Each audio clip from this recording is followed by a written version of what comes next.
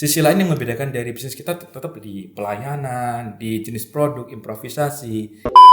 Yang membedakan kenapa dia bisa produksi yang kecil dan besar itu adalah lahannya cukup. Makanya itu tadi kan ada 200 gigawatt.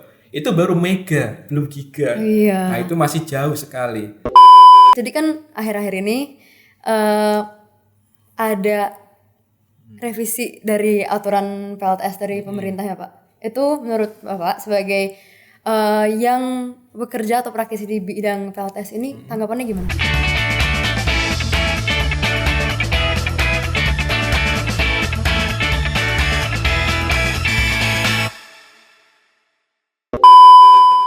Halo Sobat Genbi, kembali lagi di podcast Generasi Energi Bersih. Hari ini kami akan membahas tentang potensi energi terbarukan di Indonesia.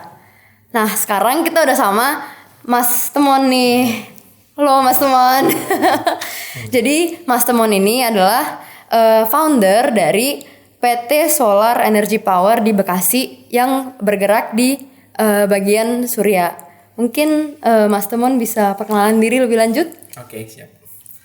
Halo, sahabat Genbi. Saya Temon Sujadi, sebagai founder dari Solar Energy Power. Dulu kita pernah menjadi CTO dari Koperasi Energi Desa Indonesia. Jadi Koperasi Energi Desa Indonesia itu fokus pada pemanfaatkan energi bersih di desa-desa terpencil di Indonesia. Terus kita pernah bergabung di perusahaan Indonesia Surya Lestari PT Ica Solar yang brandnya namanya Ica Solar. Terus kita juga bagian dari Astra Internasional. Kita pernah bekerja di Astra, 16 tahun kita bekerja di Astra. Nah, terus kita melihat potensi energi terbarukan di Indonesia. Kita mulai dari 2008 kita mulai mendirikan perusahaan kami itu. Dari 2008 itu. Oke. Seperti itu sih. Makasih Mas Temon untuk awal perkenalannya. Nah, kalau produk yang ditawarkan oleh Solar Energy Power tuh berarti di panel surya aja, Pak, gitu. Produk kami ada fokusnya ada beberapa fokus yang kita sajikan. Pertama emang dari segi instalasi itu nanti fokusnya pada solar panel, terus mikrohidro sama wind turbine. Jadi kita emang solar energy power, tapi kita tetap mengacu pada renewable energy yang berpotensi bisa diinstal di Indonesia. Terus kita ada edukasi, ada training juga, kita kolaborasi dengan berbagai macam universitas-universitas yang ada di Indonesia. Dari sana dari Surabaya ada UNS, ada Unsud Purwokerto, dari UGM, dari BINUS University, UNJ Jakarta, Trisakti dan Sumatera juga ada. Kolaborasi, Pak. Kolaborasi. Kalau kolaborasi berarti bentuknya gimana tuh, Pak? Kolaborasi berarti bentuknya itu ya nanti kita bisa sponsorship, kita juga mengisi sebagai dosen tamu, kita bisa mengisi webinar di situ juga. Berarti lebih di fokus edukasi ke mahasiswa gitu. Edukasi ke mahasiswa. Oke. Tadi berarti di Solar Energy Power tuh ada instalasi, edukasi dan training gitu, Pak. Oke. Terus ternyata Solar Energy Power tuh nggak cuman di surya aja ya Pak, ada mikrohidro air sama wind turbine. Nah berarti kalau menurut Mas Temon nih potensi energi terbarukan di Indonesia tuh termasuk di 3 itu atau bagaimana Pak menurut? Untuk sekarang sesuai data dari rancangan Undang-Undang Energi Nasional atau disingkat RUEN, itu potensi renewable energi Indonesia yang paling besar adalah solar panel. Jadi ada potensi 200 gigawatt lebih yang bisa diinstal di Indonesia. Selebihnya nanti ada mikrohidro, ada biomasa, ada dan lainnya. Tapi yang paling utama memang fokusnya di solar panel. Kenapa solar panel menjadi begitu menarik dan begitu potensial? Karena solar panel, kalau kita menginstal solar panel, kita tidak membutuhkan ruangan khusus.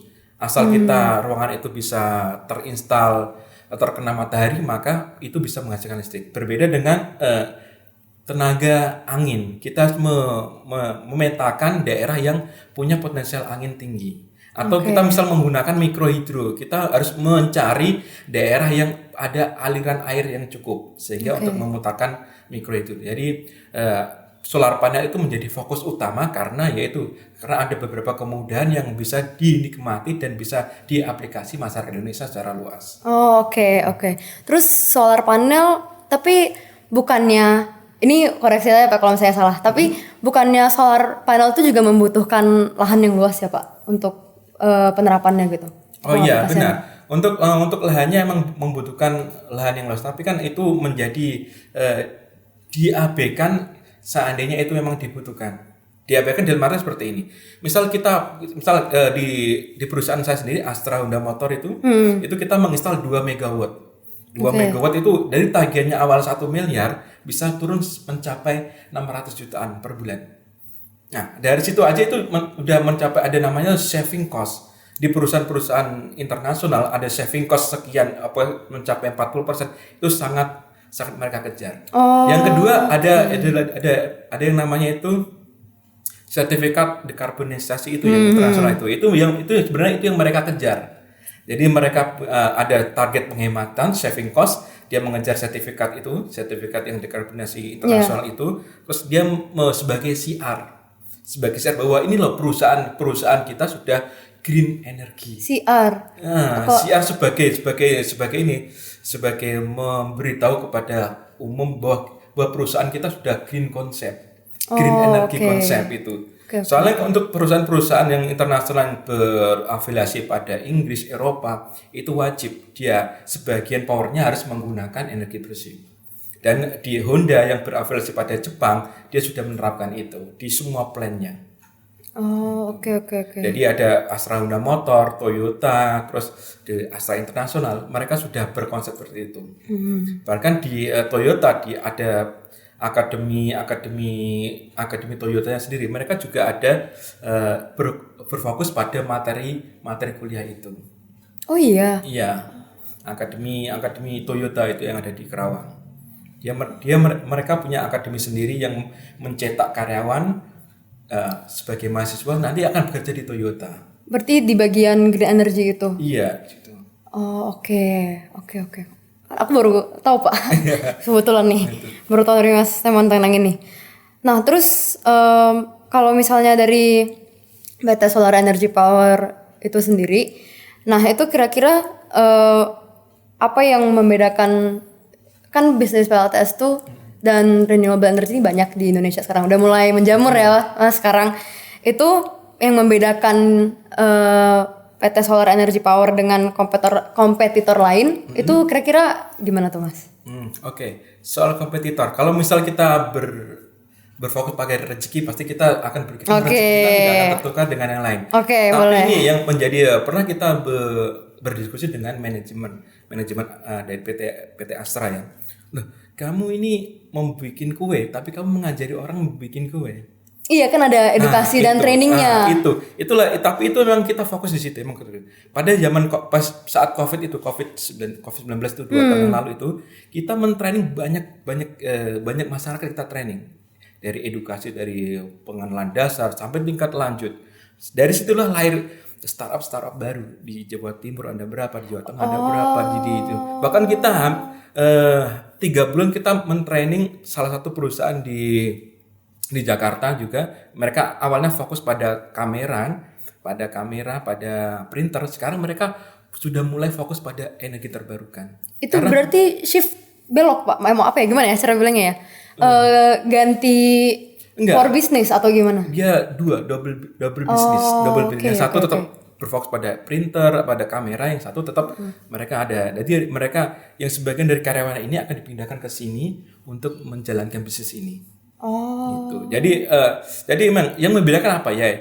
Dari situlah kita ada rasa kepuasan, ada rasa senang bahwa target kita mengenalkan masyarakat tentang energi terbarukan dengan berbagai macam background yang sudah kita lalui itu, mereka bisa mengaplikasikannya. Walaupun memang kalau sudah dari segi bisnis, itu kan akan mengganggu proses bisnis sampai benar, itu akan mengganggu tetap. Tapi kan kita sebagai orang beriman pasti kita tahu, kalau kita membantu orang lain, kita pasti akan dibantu oleh Tuhan. Oke. Pada prinsip kita seperti itu. Tapi sisi lain yang membedakan dari bisnis kita tetap di pelayanan, di jenis produk, improvisasi. Itu yang akan membedakan produk kami dengan produk yang mereka jual. Jadi kami mempunyai ada tim riset sendiri, ada tim lapangan yang kita bisa 24 jam. Itu yang akan membedakan dari tim-tim yang lain yang sudah yang kita bentuk itu. Oke. Seperti itu sih. Berarti ada juga yang misalnya udah di training nih sama PT Solar Energy Power itu bikin bisnis sendiri gitu Pak? Iya, rata-rata seperti itu. Bahkan dari pas zaman COVID itu kita satu hari itu kita ada webinar, seminar itu yang ikut bisa 1.000 orang.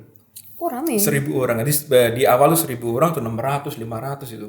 Nah, dari segitu kan mereka dapat kita arahkan dari sertifikat biasa, nanti kita akan mengarahkan ke sertifikasi. Oke. Jadi sertifikat webinar atau sertifikat seminar kan bersifat biasa kan. Tapi kalau sertifikasi kompetensi berarti mereka harus mempunyai keahlian khusus untuk melakukan itu. Nah, itu kita arahkan dari sertifikat biasa, sertifikat webinar atau seminar itu kita arahkan ke sertifikasi kompetensi yang cocok untuk mereka masuki. Itu berarti di Solar Energy Power udah ada Iya. sertifikasi juga? Ada juga. Kita bersama dengan Kementerian SDM untuk mencetak itu orang-orang unggul di bidang energi terbarukan. Oh, oke. Oke, berarti di PT Solar Energy Power tuh awalnya dari surya kan, Pak, dari matahari. Ini. Nah, kenapa gimana cara awalnya Bapak tertarik di bagian matahari gitu? Kenapa matahari gitu? Awalnya hobi sebenarnya. Oh gitu. Hobi. Jadi waktu kita kuliah jurusan teknik. Sangat berbeda sekali. Kita teknik mesin, fokus di metalurgi, material sudah. Kita fokus di material. Tapi tiba-tiba kita membahas electrical kan teknik mesin, tapi teknik elektro. Iya. Sangat berbeda sekali. Bahkan dosen-dosen kami, profesor kami bahkan bilang, kok kamu bisa-bisanya orang mesin pindah ke elektro. Nah, tapi itu yang seperti yang kita jelaskan awal tadi bahwa dunia kerja itu segmented. Saya kerja di Astra itu otomotif loh, bukan energi terbarukan, malah sangat bertolak belakang dengan energi terbarukan. Otomotif dengan energi BBM dengan bahan bakar minyak. Iya kan itu menghasilkan. Itu sekarang kita malah fokus di energi terbarukan. Nah, karena berawal dari hobi, terus kita setiap hari kita membuat semacam artikel edukasi. Setiap hari kita bikin dulu edukasi dari misal kita membahas tentang solar panel, tentang baterai, tentang inverter, tentang segala macam. Nah, dari awal hobi terus edukasi, lama-lama ternyata banyak permintaan. Oh gitu. Iya, banyak permintaan. Awalnya kita perorangan. Dari perorangan itu ya, misal ada orang beli A to A gitu kan. Perorangan, tapi tiba-tiba banyak dari perusahaan-perusahaan masuk, dari kawasan industri pada masuk. Kalau dari perusahaan harusnya kan bisnis to bisnis ya, B2B kan. B2B. Nah, itu kita harus mau tidak mau kita harus menaikkan levelnya. Dari perorangan kita menaikkan menjadi level company ya jadinya. Kita ada legalitas yang cukup untuk melakukan proyek di perusahaan-perusahaan itu. Nah, jadi berawal dari hobi, terus edukasi. Hobinya berarti awalnya tuh apa Pak? Ngerakit-rakit gitu atau gimana? Ya, ada keinginan kita memakai energi terbarukan itu. Oh, jadi emang kita setiap bulan kan bayar tagihan listrik sampai 500, 700. Gimana biar hemat gitu? Gimana caranya bisa hemat tuh? Jadi itu komunitas kami itu kita awal di 2008. Berarti awalnya bentuknya komunitas. Ya. Jadi kita men-share edukasi kita itu di 2008 tuh. Dari anggotaan cuma 200, sekarang 200.000 lebih. Oke, wow. Nah, itu.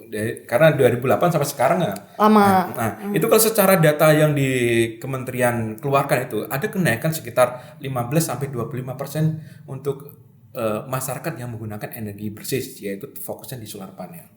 Nah, itu dari beranjak dari komunitas itu. Seperti itu sih. Wah. Oke.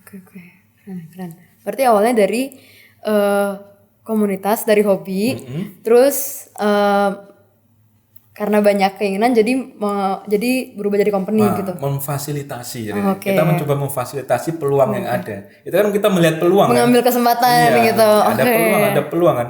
Ada peluang menciptakan uang. Oke. Berarti awalnya tetap karena ketertarikan. Iya, ada ketertarikan sendiri. Iya. Tapi ya itu tadi, kalau kita ada hobi itu kan menuntut konsistensi sebenarnya. Nah, konsistensi itu yang berat sebenarnya. Orang orang hobi traveling, tapi kalau dia tidak konsistensi di bidang itu, maka nanti dia akan cepat bosan. Nah, itulah yang akan menghancurkan ya entrepreneur muda seperti itu, cepat bosan. Padahal ada konsistensi, ada tanggung jawab yang harus diemban.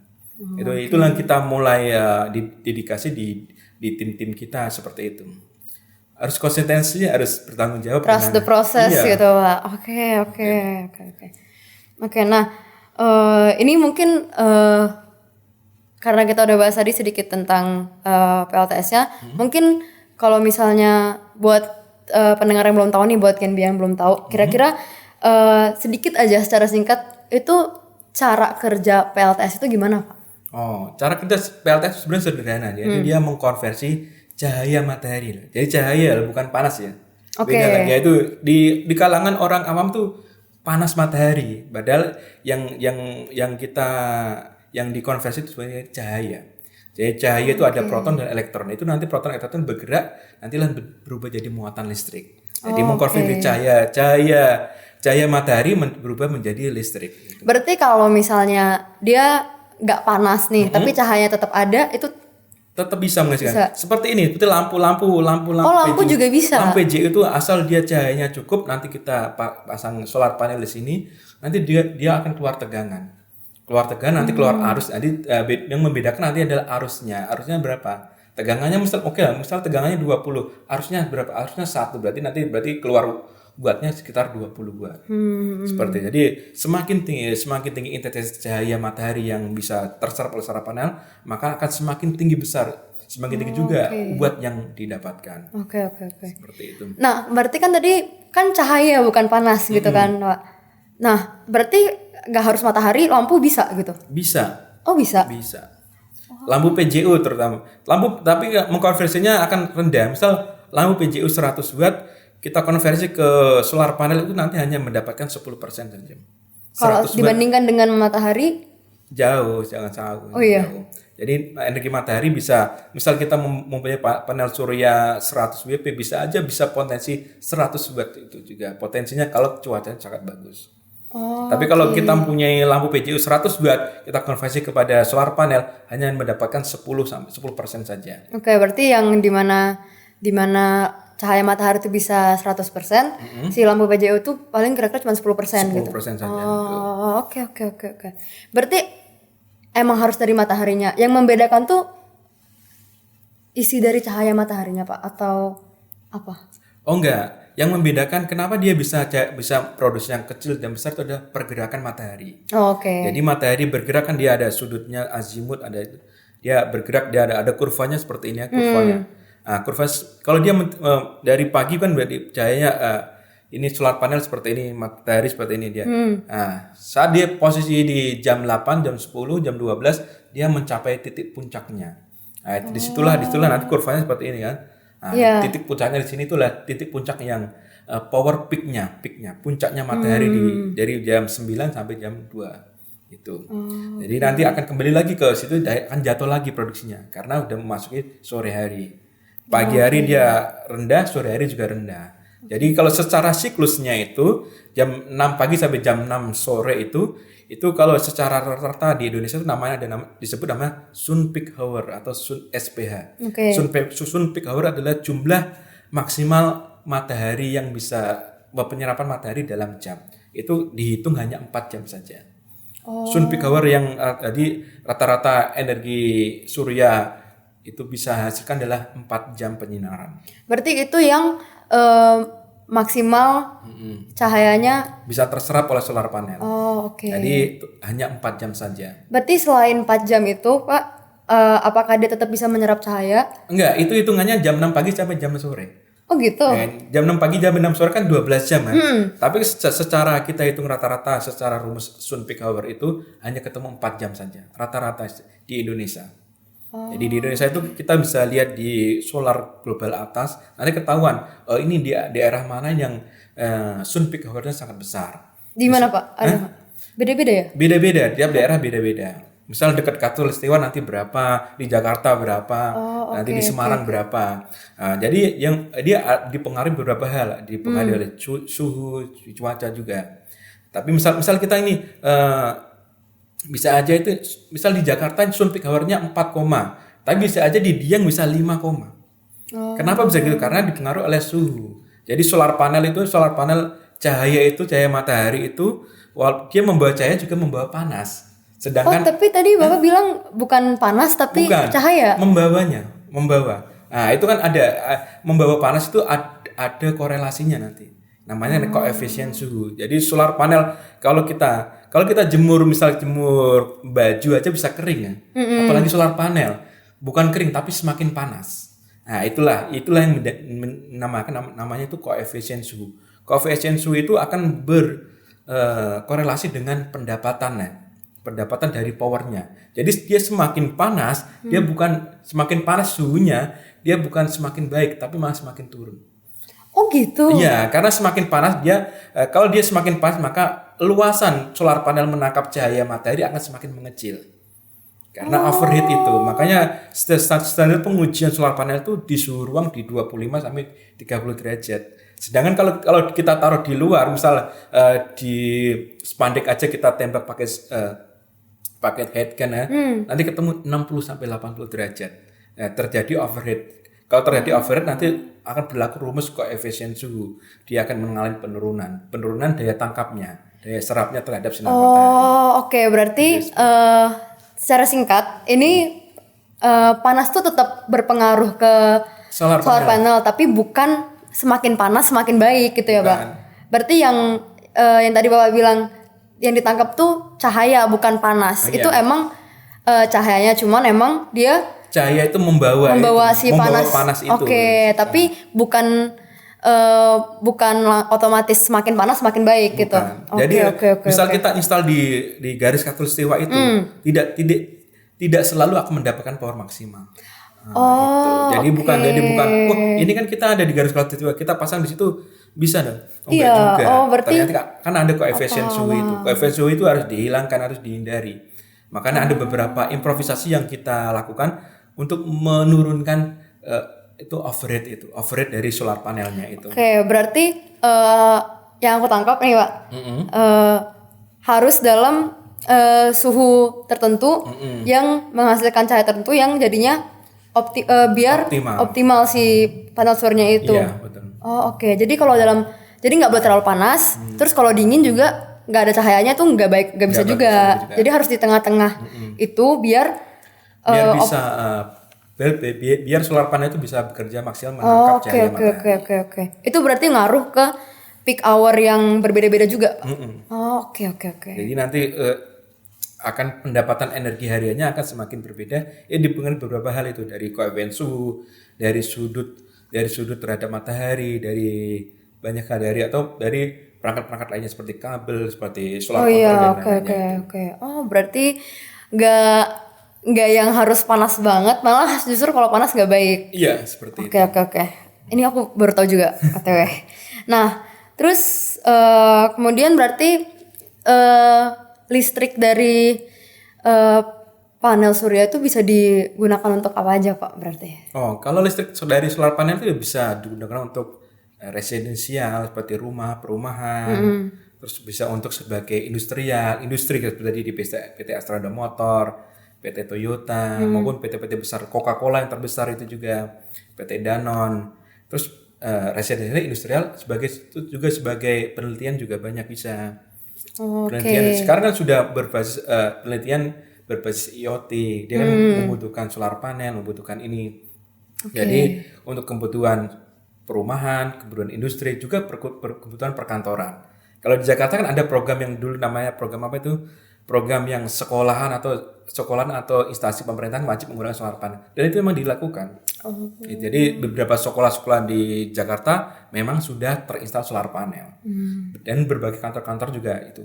Bahkan di IKN sekarang itu mereka fokus di energi terbarukan semua. Sekarang kan teman-teman kita lagi memasang 50 megawatt di IKN. Cukup lahannya?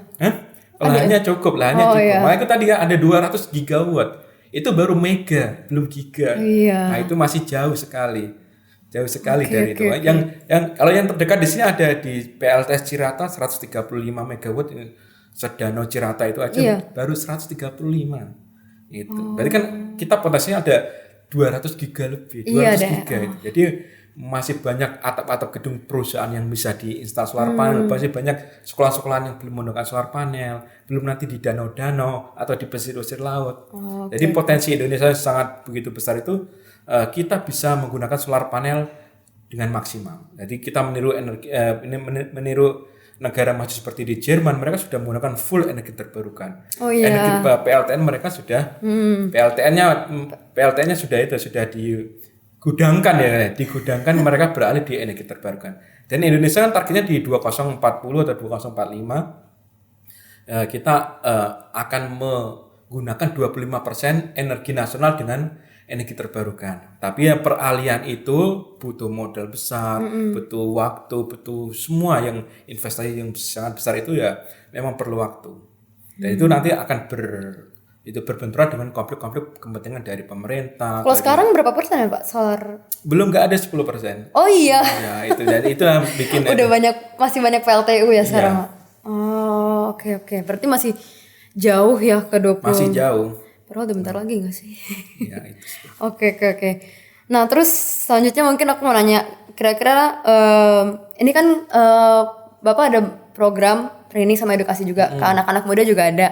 Nah dalam melihat anak-anak muda ini itu menurut Bapak gimana? Dalam masa edukasinya, dalam masa training itu menurut Bapak gimana? Oh ya, anak muda harus untuk di era sekarang harus open minded ya, harus terbuka dengan peluang-peluang baru. Jadi yang sering kita katakan di seminar-seminar itu bahwa kamu lulusan teknik jangan berfokus pada teknik saja. Kamu sama kita lulusan teknik, tapi kalau kita bilang IT kita bisa, Python bisa, pakai apa HTML, JavaScript kita bisa. Semuanya harus bisa gitu Pak. Ya minimal tuh menguasai dasarnya saja.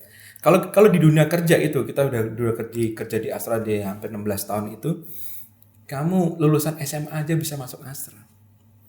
Nah, asal kamu dasarnya tahu, nanti berjalan dengan waktu 3 bulan, kamu sudah mahir. Makanya, iya, sudah mahir. Seperti itu. Makanya itulah konsistensi dan mau belajar. Jadi anak muda itu harus membuka wawasannya tentang potensi-potensi apalagi energi terbarukan itu banyak proyek-proyek yang akan dilakukan. Otomatis misal di IKN itu ada 50 megawatt, itu akan menyerap sekian ribu orang. Artinya ada sekian ribu pelamar kerja yang bisa ada lowongan kerja baru sekitar sekian ribu itu. Iya gitu. Itu. Kalau minimal kita tahu dasar-dasar dari PLTS itu atau dasar instalasi atau dasar electrical, ya kita bisa masuk ke dalam itu, ke dalam bidang itu. Jadi tidak harus kita, Pak saya lulusan manajemen, ini ada anak PKL di tempat kita, Binus University, dia jurusan Business Management. Apa ada kaitan dengan solar panel? Ada di sisi dari business management, dari operasional, di sisi dari bagaimana kita menangani klien, bagaimana kita negosiasi. Itu juga bagian dari manajemen bisnis juga. Oke. Seperti itu. Jadi open minded tentang peluang-peluang baru, terlebih di energi terbarukan. Karena saat ini nanti di 2040 2045 itu pemerintah sudah mencanangkan di rancangan undang-undang energi nasional. Astra juga sudah ancang-ancang mau nantinya dia akan beralih ke energi terbarukan juga. Ke tenaga baterai atau hidrogen. PT Astra Honda Motor sudah mulai dengan Honda M1-nya dengan energi baterai. Artinya mereka sudah melihat potensi yang ada. 2040 itu sekitar 20 tahun lagi ya. 20 tahun lagi tuh ya potensi BBM atau potensi energi fosil itu kan semakin menipis kita.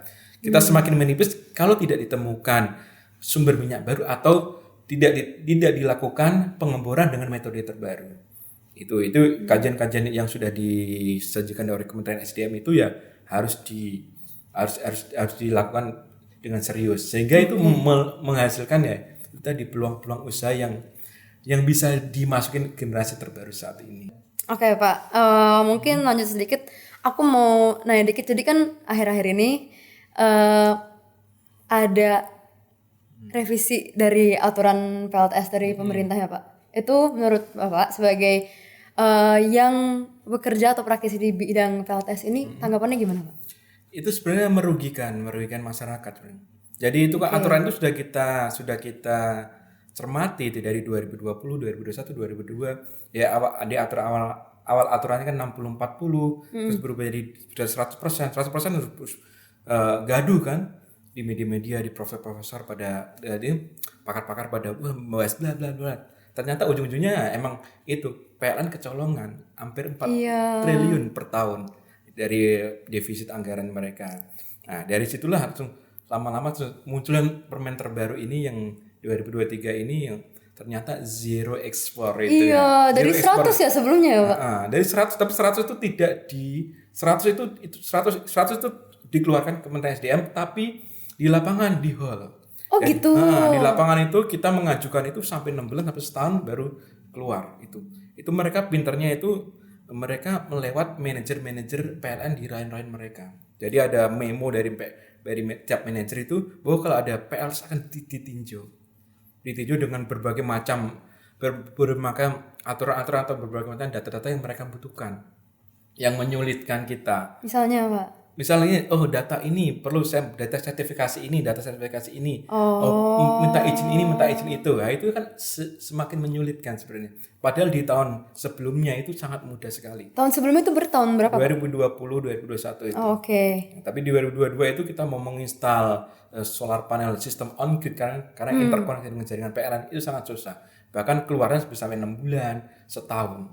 Nah, dari situlah kami di komunitas kami juga sekarang sudah mengarahkan kepada pengguna atau kepada masyarakat untuk beralih ke sistem hybrid dengan baterai. Jadi baterai adalah solusi yang paling bisa diaplikasikan saat ini. Daripada kita mengajukan pergantian ekspor impor kWh meter yang sangat susah, belibet dan juga membayar. Jadi kita itu mengajukan itu bukan gratis tapi bayar juga. Oh iya. Karena itu pergantian kWh meter sama aja dihitung itu pergantian meteran baru.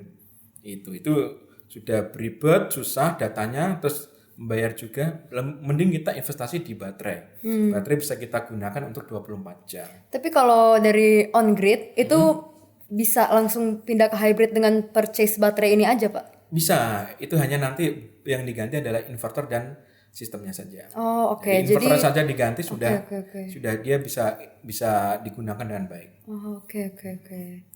Modifikasi dikit beli baterai udah bisa. Sudah berfungsi lagi. Tapi bukannya kalau besi baterainya ini bukannya mahal banget ya, Pak? Itulah yang menjadi menarik nanti. Karena harga baterainya mahal, nanti akan return of investment akan semakin tinggi. Nah, daripada kita sama, misal kita menggunakan on grid, emang return of investment semakin rendah.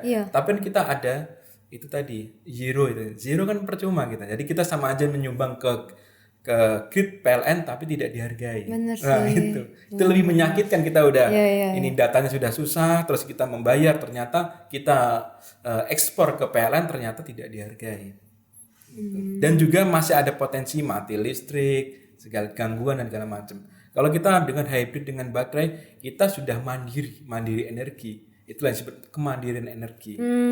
Karena kita mempunyai power plant sendiri di rumah. Itu lebih menarik gitu. Jadi itu nanti. Jadi nggak mungkin mati lampu gitu, Pak? Iya, tidak ada mati lampu. Dan sebenarnya kalau sekali tidak mati lampu itulah yang ada kepuasan tersendiri. Nah, kepuasan tersendiri itulah tidak bisa dihitung oleh return on investment itu. Tidak perlu dihitung karena kita sudah puas dengan itu. Kita pakai sendiri, kita puas. Kenapa kita harus hitung-hitungan? Wah, nanti balik modal kapan? Sama aja kita beli Mercedes sama beli Avanza. Ini ada kepuasan sendiri, kita beli Mercedes harga 1,5 miliar sama Avanza 200 juta. Ada prestis tersendiri ya. Itu PLTS juga seperti itu. Ada PLTS juga seperti itu di masyarakat. Bahwa mereka saat terjadi mati lampu seperti kemarin di Sumatera, satu pulau mati lampu itu. Iya, aku sempet karena dari PLTU-nya itu kan, Pak. Iya, dari ada jaringan tegangan tinggi yang bermasalah itu. Iya, jadi satu Sumatera mati lampu. Itu beberapa yang sudah memakai PLTS mereka sangat happy. Karena nggak kena. Iya, benar. Itu yang membuat masyarakat tertarik seperti itu. Walaupun memang harganya emang cukup tinggi karena harga baterainya cukup tinggi. Tapi mungkin ada juga masyarakat yang mikir, sekarang juga nggak mati lampu sih, jadi nggak, maksudnya mikirnya dengan yang PLN sekarang juga nggak mati lampu.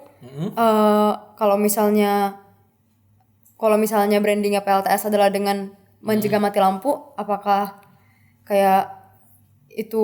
Oh, kalau itu kita target marketnya di mana? Kalau target marketnya kita di perkotaan, kita jatuhnya kan kalau di perkotaan gridnya stabil. Dan artinya memang mati lampunya tidak pernah, walaupun ada mungkin sebulan sekali. Atau kita fokusnya dipasarkan di daerah terpencil, daerah yang gridnya tidak stabil, kayak di Lampung, Kalimantan, Indonesia Timur. Itu mereka membutuhkan listrik yang kontinu dan stabil. Dan PLTS bisa menyediakan itu. Berarti dari solar energy power tuh banyak yang proyek-proyek di daerah terpencil Iya, juga. kita di Manado, di Bali, di Sumatera. Kemarin kita baru pulang dari Aceh. Jadi emang proyek-proyek kita emang ya melingkupi seluruh Indonesia. Selama masih terjangkau kita akan lakukan. Tapi kalau kayak gitu berarti sistemnya off grid. Off grid, sistemnya untuk off grid. Berarti yang itu dia belum dialiri PLN atau sering mati lampu atau gimana Pak? Nah, Makanya banyak kasus sih kalau itu, banyak kasus dari user atau pelanggan itu bilang bahwa gridnya tidak stabil, sering mati lampu. Terus yang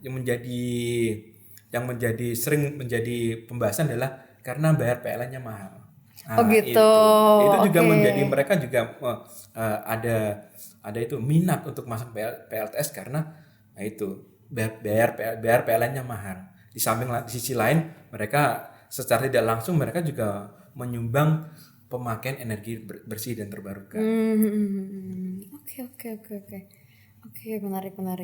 Oke, berarti menarik banget ya tadi yang disampaikan sama Pak Temon. Ternyata potensi energi surya di Indonesia masih sangat banyak. Sangat banyak. Nah, mungkin buat teman-teman Genbi yang mau tahu lebih lanjut, kita emang lagi mau mengadakan workshop Sustainrgy X di M Block Space tanggal 20 sampai 21 Juli di mana Pak Temon sendiri nih yang akan membahas tentang PLTS di Indonesia lebih lanjut. Mungkin Pak Temon bisa ngasih sedikit sneak peek kali ya, sedikit teaser tentang kira-kira topik bahasan yang gedenya nanti di Sustainrgy X ini mau bahas apa gitu. Oke. Oh, nanti itu nanti kita membahas tentang pengenalan dasar sistem tenaga surya. Oke. Terus kita akan membuat workshop kecil-kecilannya. Workshop kecil-kecilan itu nanti ya sebagai praktikum bahwa energi surya itu bisa diaplikasikan di mana saja. Bahkan di energi terkecil pun itu bisa diaplikasikan. Jadi nanti kita bikin semacam helikopter dengan tenaga surya. Jadi energi helikopter tenaga surya dan bisa berputar itunya. Jadi, terbang gitu bisa Pak? Kalau terbang belum bisa. Oh, oke. Tapi Jadi secara sederhana bahwa kita bisa mengaplikasikan tenaga surya itu bisa untuk penerbangan. Bahkan di dunia itu sebenarnya itu sudah ada pesawat terbang dengan tenaga surya. Sudah ada. Tapi kita akan membuat semacam mininya. Helikopter tenaga surya yang akan kita bahas besok di tanggal 21 22 itu. Jangan lupa datang ya teman-teman Genbi di acara Sustainrgy X di M Block Space tanggal 20 sampai 21 Juli di mana Pak Temon nanti akan menjadi salah satu pematerinya. Oke, mungkin itu dulu untuk podcast Generasi Energi Bersih saat ini. Terima kasih kepada Pak Temon yang udah menyempatkan waktu untuk hadir. Kemudian stay tune di channel podcast YouTube kami dan nantikan podcast kami selanjutnya. Sampai jumpa.